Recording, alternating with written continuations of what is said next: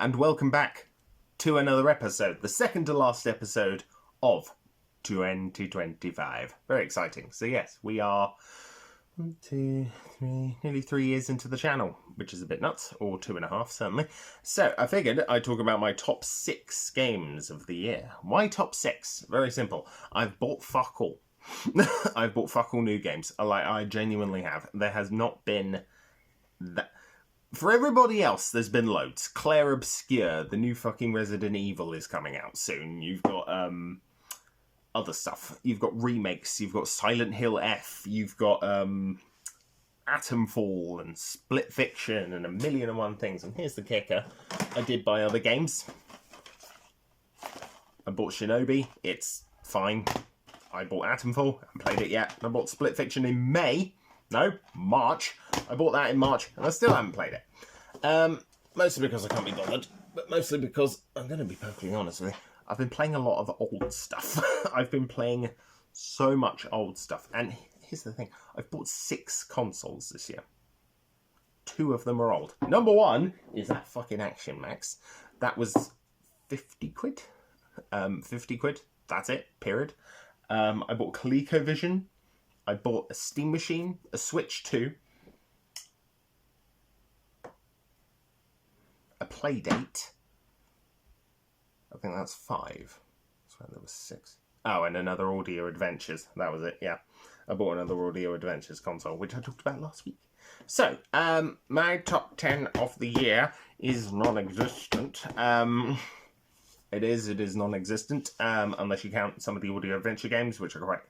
You know what? I'm going to include, because I just did the video, so I'm going to include 2 of those. So we're actually looking at my top 8 games of the year. Yeah, that's it. My top 8 games of the year. Largely because, I'm going to be perfectly honest with you, everything else I have bought that is new was downloaded. So I bought Hurdling this year. I bought Wonder Stop. Those are the 2 major ones for me. So, you know what, let's just do a top 10. We'll do a top 10. Instead of a top 6, I'm just going to call it my top 8 games of the year and rope you in. Because I lied. I lied to you. So yes, we're doing a top 10. So, number 10, Wonder Stop. By Davey Reedon. Yeah, I wanted to like that game more than I did. I did. And I'll be perfectly honest with you, I played through that entire thing bang slap in the middle of a crap load of therapy, which isn't great. I did it through a crap load of therapy that I talked about earlier this year, and I'll be perfectly honest, I didn't get it. I was like, this game's just kind of there. It's just kind of there. Or it didn't land the splash I was really expecting, because this is the guy who made Stanley Parable, which is on my top 10, for fuck's sake. The fact that he then makes Wonder Stop, and I'm like, yeah, that sort of landed like a wet fart. And it did land like a wet fart for me, unfortunately. It just wasn't very good. It wasn't very good. It was just painfully, aggressively average. However, the reason it's on my top 10 isn't just because I have a distinct lack of new games this year that I've purchased. It's mostly because it's a game I want to like. And it's a game that I think if I go back and play now, which I may do, I've got the PS5 in here, but I'll probably move it into there because I've been playing nothing but Steam Deck for the last 2 months. I think it's a game I need to play again, because to be frank, it's just not, I don't know. I didn't get it because I wasn't in the right headspace. I wasn't going to get it because I didn't understand why this person just couldn't get over their personal issues. Now I can, though I still maintain that the use of a child as a narrative device is weak. It's very weak. That's not a way to motivate me to give a shit about your character, is to make them a kid, because I hate children in video games. They're fucking annoying. So... plus it's lazy. It's the same with using a dog. It's like, oh, the dog passed away, Marley and me. Don't care. Oh, shit. Moving on. Hurdling.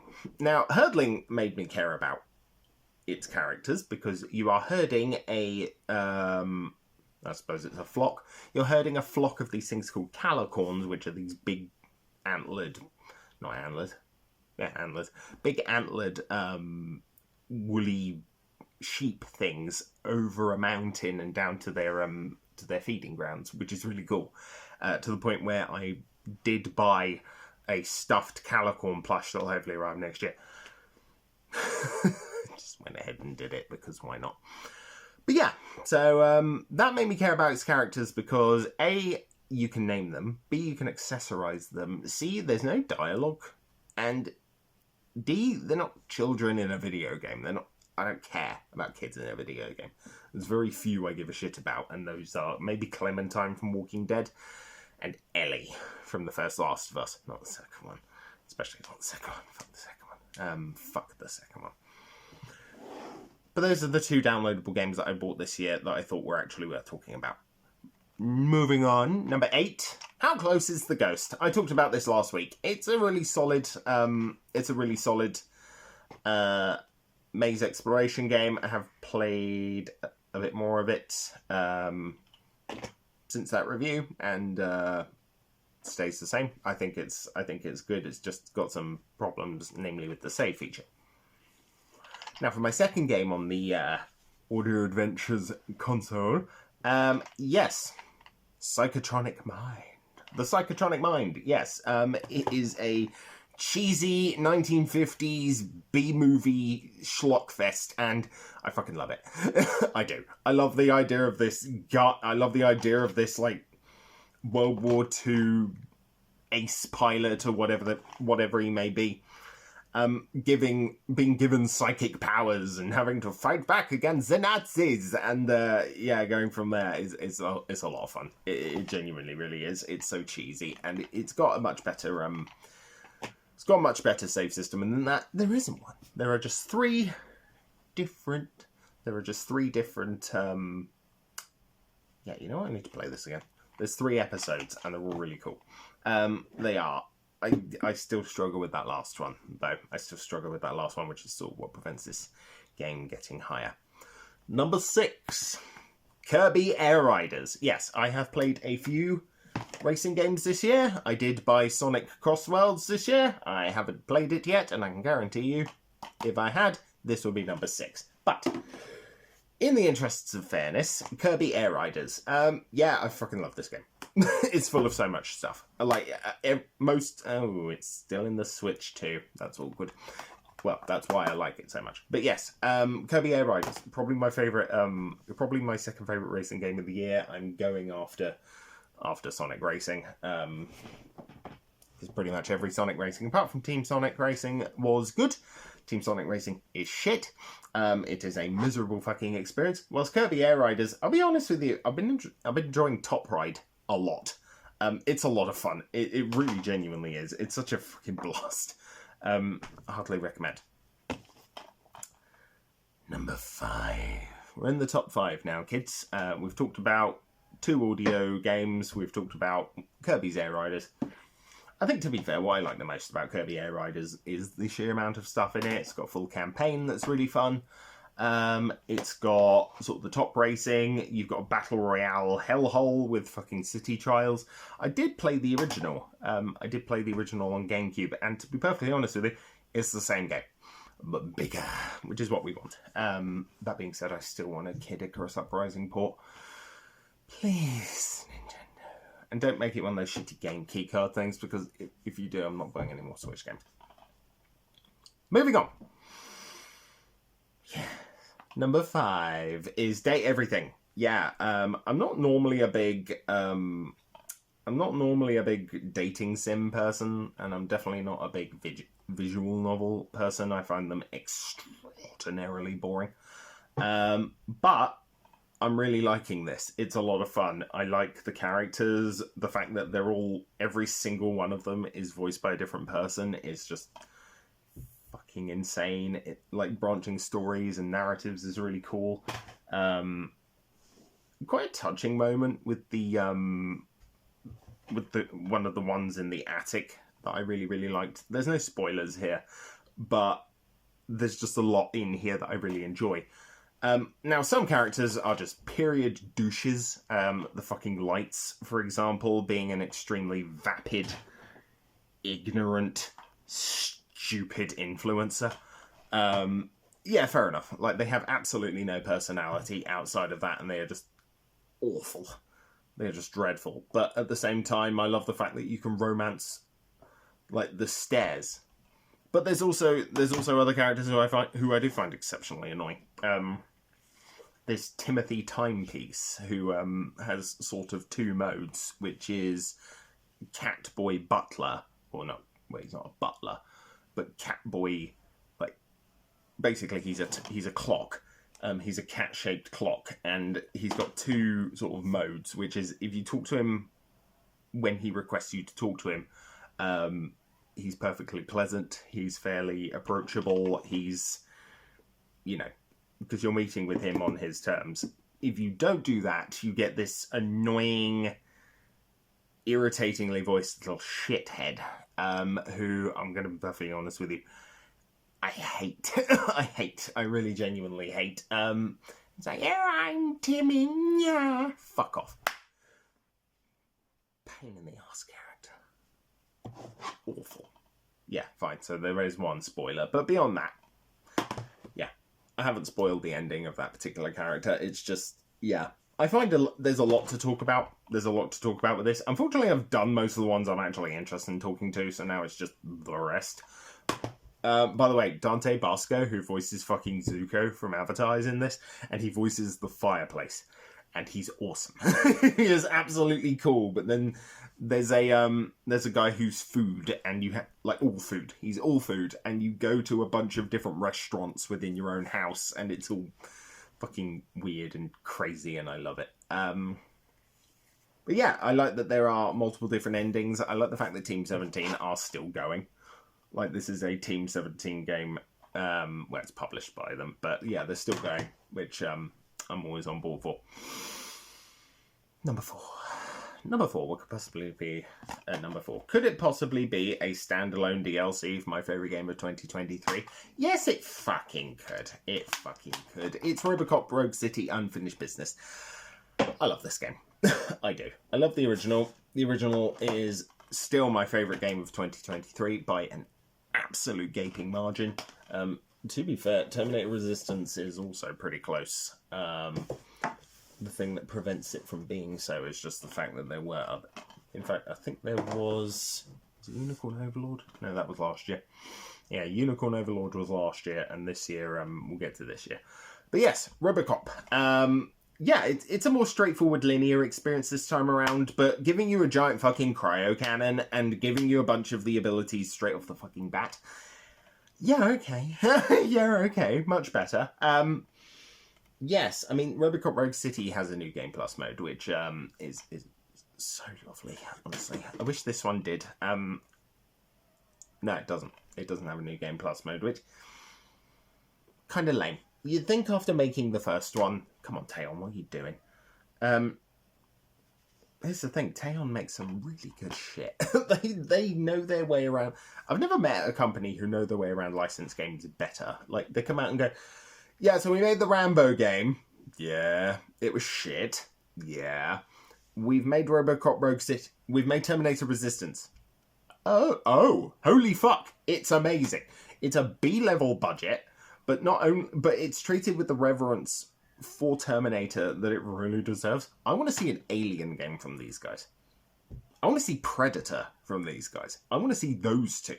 I want to see Aliens versus Predator from fucking Teon. I think it would be amazing. Or Spawn, or something, you know? Something that hasn't had a game in a fucking long time. Like Spawn. A new Spawn game from Teon? Yes, please.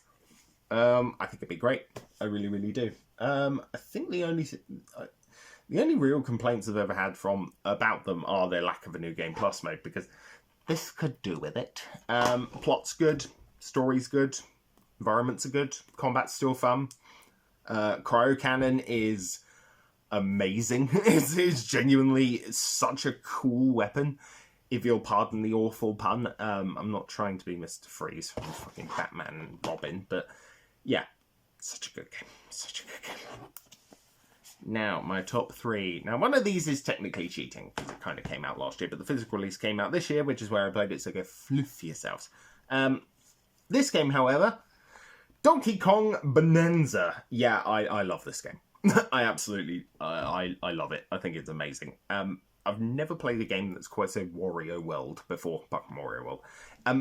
It gives me such Wario World vibes. I think it's because you're playing as a sort of Mario-adjacent character who is all about punching shit and gathering up, like, gold, either in the form of bananas or coins or whatever the case may be. And then it's got, like, little dungeons that you can go to, and each one's different and involves, like, a weird floating object in space and just bizarre shit like that. But, yeah, I think Donkey Kong Bonanza is such a fun game. Its biggest problem is it doesn't really have much replay value. Once you beat it, that's it. Like, that's it. There's nothing really more to it, which is fine, to be honest. It's not a bad game in that respect. But once I sort of finished it, I put it down again. I like the cop-out ending. I like the... Final boss was a bit shitty. Final boss was a bit shit. I had to do that part several times. The rest of the bosses are fun. To be perfectly honest, I love the second to last boss. I think he's really enjoyable. Final boss, not so much. Would have been nice to kind of have a sort of open world section there, but whatever. And to be perfectly honest, you don't... So right at the end of the game, Pauline comes back. She's like, "Oh, I've been asked to do this giant song," and it's like, cool. I've been told to come back and get inspiration, blah blah blah. So you're running around trying to find inspiration. There's no big song number. Like, they set it up, and it's like, no, sorry, no big song number for Pauline. If you do, say, 100%, you get, I think, one comic panel is the best way to describe it, of her in a hat. And that's it. Also, this girl does not wear shoes. None of her outfits wear shoes. It's quite, concerning. It's like, put some shoes on. Please put some shoes on. But yeah, Donkey Kong Bonanza. Hotly recommend. Here's the one that's cheating. Yes, so this game came out last year, but I got it this year, and for the longest time, it was number one. I'm not joking. I got this game in, like, March, February, something like that, and it's Plucky Square. I fucking love this game. Like, I really genuinely fucking love this game. It is a Zelda-like, or at least a top-down Zelda-like. It's a lot of fun.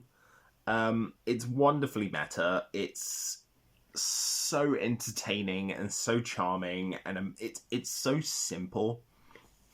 You know, it made me have fun with it, which, let's be fair, a lot of games aren't fun anymore. They're chores, or they're boring, or they're this, that, and the other, or they're corporately designed out the fucking wazoo. Like, who the fuck remembers Avowed from this year? No one. Like, I don't know, I didn't watch most of the Game Awards. I just woke up like 8 hours later and watched all the trailers and was thoroughly disappointed in everything that I didn't already know about, apart from maybe Control Resonant. But Plucky Squire, by contrast, is a nice, simple game that is maybe a few hours long. It's really, really enjoyable. Charming. This has an actual CD soundtrack in it, this bloody collector's edition. I bought this new. I lent it to a friend this year, and then I was like, why the fuck did I lend it to him? I want it back, so I could play it again. But yeah, it's got a nice art book. There's the art book. It's in the style of the book that you have. So yeah, it's really cool. It's just such a charming game with a really cool story, and it's just, yeah, I love it. I think it's amazing. Do another one. Do another one. I want to play it again. In fact, I might play it again. I might play it again later. We'll see. But yeah, maybe it's on Steam and I'll buy it on the Steam Deck. Play it on the go. I know, I should have gone on Switch. But yeah, I haven't been buying as many Switch games recently. For good reason. I bought a Switch too. So, don't need to. Moving on, final game. What could top Plucky Square? Could it be a game I got last month? Yes, it could. It could be a game I got in November 2025. And it is Hyrule Warriors Age of Imprisonment. Who saw this coming? I really like Hyrule Warriors. It's on my top 10. My top 10 is Doshin the Giant, Stanley Parable, Universe at War, whatever the Hyrule Warriors. There we go. Hyrule Warriors is number 7, just for reference. Sonic Adventure 2, Triangle Strategy, Dustin Elysian Tale, Subs the Zombie, Halo 2, Brutal Legend. Moving on. I'm not talking about Brutal Legend again. Hyrule Warriors Age of Imprisonment. Yes. Now, I don't like the 2 most recent Zelda games. I don't care. I played Breath of the Wild. It was one of two games where I went, oh my god, this game is amazing too. I fucking hate this, and I wish I will never play it again.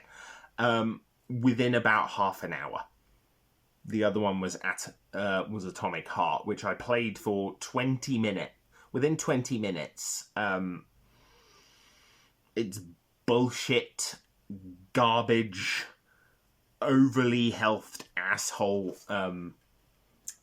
gameplay just threw me off entirely. Breath of the Wild was the other one. I refuse to play the sequel because I just don't want to. I just absolutely do not bloody want to. They are miserable, miserable experiences, but that's just me. So why the fuck did I buy this? Simple, I played the first one. And I played Age of Calamity. And I liked Age of Calamity. And I know everyone was like, oh, it's not canon. Wow, that's annoying. And then this one came out and everyone went, oh, it's canon. That's annoying. I'll be honest with you. Half of the cast is largely pointless. That is mostly a fault of Tears of the Kingdom's writing there, because it gives you absolutely no characters to look at, apart from Rauru, Minoru, Sonya, and Zelda, and that's it. And Ganondorf. But you get you get a little bit more of a look at the champions, which is pretty cool.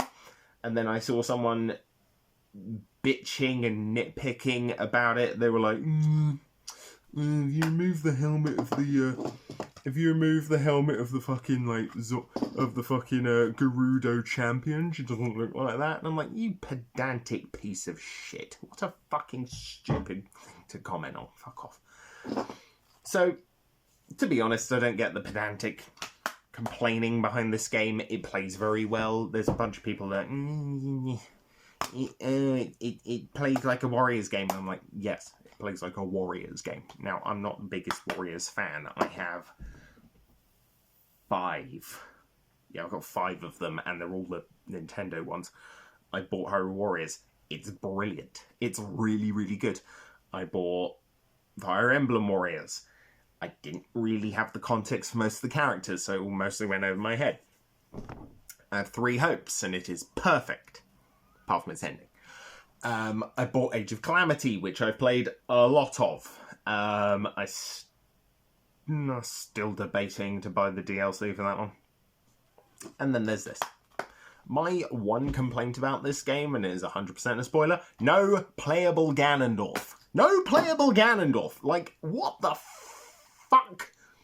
No playable Ganondorf. So, what I'm kind of hoping is they'll go, right, so basically, here's a free DLC. So you can't play as Queen Sonya, because, spoilers alert for games that are 3 years old, Sonya dies. So yes, Queen Sonya dies. Unfortunately, she's completely unplayable, and that sucks. I'm hoping that the DLC will add her in, because that'd be lovely. Or a DLC will add her in as a playable character, and we can hopefully go from there. Personally, I'd like a new Hyrule Warriors, one that sort of goes into Zelda's history a bit more. So maybe we can have all the original roster from the first game, and throw in a bunch of characters from like this and Age of Calamity. That'd be cool. Maybe not everybody, but I'd certainly like to play as Rauru and Minoru. That would be cool. Or Rauru, Sonya, and Minoru, and then maybe from Tears of the Kingdom, you have the 4 champions. That'd be pretty sick. But yeah, maybe the Sheikah, maybe Impa, who knows? But yeah, it would be nice. But yes, this is my game of the year, 100%. The second I played it, I was like, yeah, okay. Yeah, okay. There's just a lot of characters in this I like playing as. Funnily enough, I found that playing as Adri, who's the she's the Gerudo champion.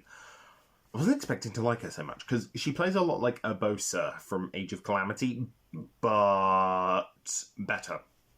Like, she chews through monsters and bosses' health like nothing. It's fucking insane. She is so broken. She is so broken. She was almost one-shotting Ganondorf as the final boss. And that guy is hard, even on, like, the easiest difficulty. He is hard to fight. But, yeah. So, you know, as a final boss should be. But, yeah, that was a fun fight. There's a lot of fun moments in this. There's a couple of moments where you get to fight this sort of construct. Yeah, you get to fight this construct, and you fight it one-on-one during one of the fights, and it's cool as shit. You get to fight it as Rauru, and then you get to fight it as sort of the Link-esque character on the front there. No spoilers, but it's not a bad twist why this thing is here, and why it's very clearly supposed to be Link. It's not a bad twist at all.